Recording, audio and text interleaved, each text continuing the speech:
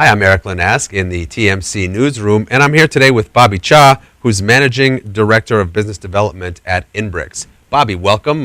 Thanks for joining me. Thank you for having me. There's been a lot of exciting development. So that we're just coming off a very big, very exciting CES show out in Vegas. That maybe that's a good place to start. I know you guys put out an announcement or two out there.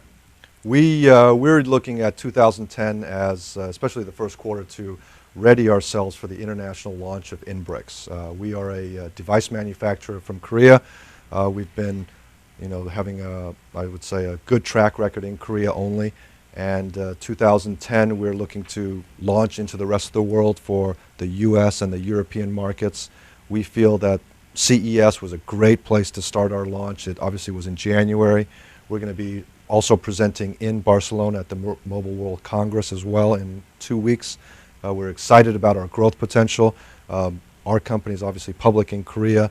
Our revenues are all from Korea. Our shareholders are now asking us to diversify our revenue, maybe look at a global marketplace. We think that the global marketplace is ready for a company like us. We're not a name brand anywhere in Europe or in the Americas, but we hope that we can capture a certain percentage of that marketplace very soon. We're ecstatic and we're excited to take that first step internationally. Excellent. So let's talk a little bit about your products and your devices, and of course, what you're really doing is promoting that convergence of communications in the home, something that the business market has sort of become a little more accustomed to already in North America as well as globally. Yes, our home station, which we call SOIP, or Service over IP, we believe that the convergence of technology inside the consumer home is ready, and it will be ready probably in about 18-24 months, where the person today in the U.S. home interacts with their technology from device to device to device. I have my laptop computer, I have my cell phone, I have my television, and if I need to do anything with it, I go to that device specifically. Our home station, or SOIP, it really brings and harnesses all the devices inside the home, and it acts as a control panel. You can watch a television show on your TV. All of a sudden, with our home station, it allows you to bring that content into our device, maybe push it to a cell phone, push it to a laptop computer. We can download something, let's say a subscribed service from Netflix. You can download it onto the SOIP. You can then move that and watch that on your TV, on your laptop, on your cell phone. We're more about, unlike a traditional device manufacturer, we're more about how to possibly change the habit of the U.S. consumer in the way that they interact with their technology. Technology is around us. Convergence and the use of data and the use of content is just living and breathing around us, but we're hoping that through some of our devices on our roadmap, it'll really possibly change how people just interact with their technology, and it's very exciting. We're happy to start to bring this to light to the U.S. Carriers, to the cable TV companies, and the Europeans and the American guys. They're just bewildered that this thing is already on the ground in other parts of the world. They're reaching out and saying, hey, let's talk, let's see what your device can do. The U.S. consumer may not specifically be ready today, but we're adamant that they will be ready probably within 18 to 24 months. Well, certainly you're right. It is going to take a little bit of time. We've become so accustomed to going, like you say, from device to device, and not having that convergence and that interactivity between our various devices. Now, you mentioned the wireless and cable wireless carriers, cable operators. But you were also telling me about some other interesting consumer-oriented organizations. Yes. that have been showing some interest. Yes, absolutely. When we were prior to CES, we said, who's going to visit us, who's going to say hello, and we expected, the typical wireless guys, tier 1, tier 2, the typical cable TV operators, the name brands that you heard about in the U.S. market that are dominant players. Unexpectedly, we saw a lot of interest from consumer brands, and outside of mentioning all the specific brands in general, we believe, and from what we're hearing, the consumer brands are looking to penetrate the U.S. household as well. They want to get their brand, their message, their content into the U.S. consumer's house, outside of the normal television commercial or outside of the normal television branding that they already have. They're looking for different and alternative ways to get into the U.S. household and start branding, get the sales message into the house before the consumer possibly leaves their home. For instance, I'm a coffee brand. They said, hey, imagine if your device allowed us to wake the person up and they could see a video clip of coffee being poured into a cup. And that message and that reminder prior to them leaving for work or leaving for school, can't we get into the mindset of the U.S. consumer before they leave their house and then they go make a purchase? And so these consumer brands that came and talked to us, they had a branding play. However, their focus and their focal point was to get into the U.S. household in a big way, continue that branding push outside of the normal billboard or commercial strategy. How about going one step further and having a branded coffee maker that then will start the coffee pot in the kitchen? Very possible. Now,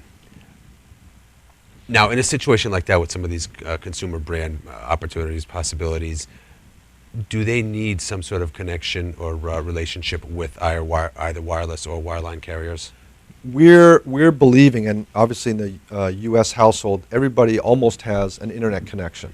So our device relies on Wi-Fi. As long as you have an internet connection inside the house, our device will pick up that signal, and Wi-Fi being the main conduit to push and pull all this content and data is the beltway or the road to getting all this convergence underway. As long as you have an internet connection, then you're good to go and you're up and running.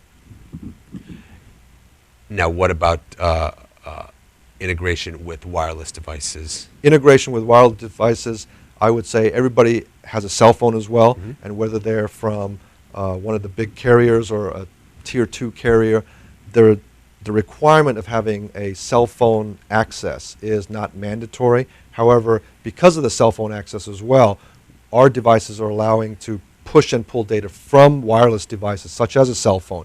You can take your address book, look it up on a different device, and then push it to another device. It's not a mandatory requirement. Our main conduit to be this internet gateway is simply to have internet connection inside the house. And I guess with the host of new smartphones and a variety of other devices, mobile devices being introduced regularly, they've all got Wi-Fi anyway. Absolutely. Bluetooth is heavily used here. Obviously Wi-Fi.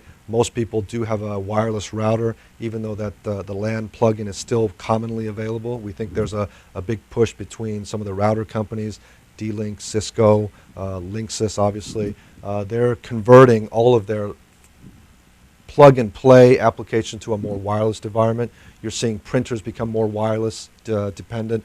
You're seeing other devices become very wireless. So the home is already wired to the point, but now you're going to see a lot of wireless penetration.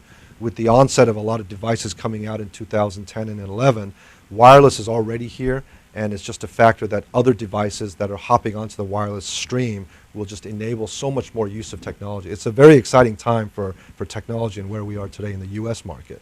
Sure. So if we're talking about something that's really a carrier or a provider agnostic device or set of devices, are we likely to be, in the future see your products in in retail outlets, Best Buys, Fry's, that sort of thing? The big box retailers also came by. They have an interest. They have an interest in private label, obviously. As a strategy for us, we believe that we're too small of a company, of a brand outside of Korea to say, hey, U.S. market, here's who we are. We're INBRICS. Our brand is identity. Come buy our brand.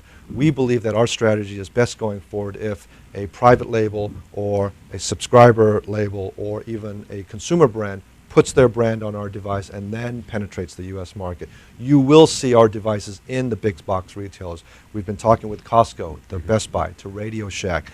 They are saying that obviously they prefer to have a more commonly known brand, like a VTech, like another consumer household electronics name, take it, because it's all vying for shelf space. And if a no-name brand comes in, obviously we're going to get the undesirable shelf space. You will see our stuff in the big box retailers. Well, and it's certainly your product set right now is something that we haven't really seen to any large degree in North America. Our device strategy for North America is probably we'll take the first quarter to launch ourselves as a company and also our devices to the world. What you'll probably see is this Christmas season, You'll see our devices, a form of our devices probably being picked up by a private label or a third party, a consumer brand, and you'll see them in homes for the Christmas season. What's the acceptance and usage been like in your home markets? In our home markets, broadband penetration is very high. And so the need for content, the need for data is much higher than the U.S. Even in Europe, we're seeing that the content and the aggregation of content is becoming more and more expanded.